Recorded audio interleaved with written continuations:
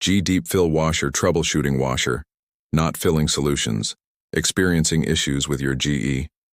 Deep fill washer not filling. This can be frustrating. Here are some solutions to help you get your washer back in working order. Follow these simple steps to troubleshoot the problem effectively. Check water supply. Start by checking the water supply to your washer. Make sure both the hot and cold water faucets are fully turned on. If they are not, the washer will not fill properly.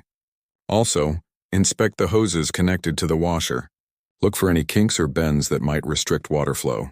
A blocked hose can prevent the washer from filling. Inspect inlet valve. The inlet valve controls the flow of water into the washer. If it is faulty, the washer will not fill. To inspect the inlet valve, first, unplug the washer and turn off the water supply. Next, locate the valve at the back of the washer where the hoses connect. Remove the hoses and check the valve screens for debris. Clean the screens if needed.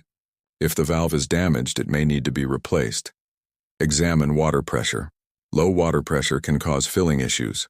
Use a pressure gauge to check the water pressure in your home. The ideal pressure should be between 20 and 116 psi. If the pressure is too low, the washer may not fill. Contact your water provider if you suspect low pressure is the problem. They can help you resolve this issue. Noted. If you want to know more details, you can visit this website, HelloTroubleshooting.com.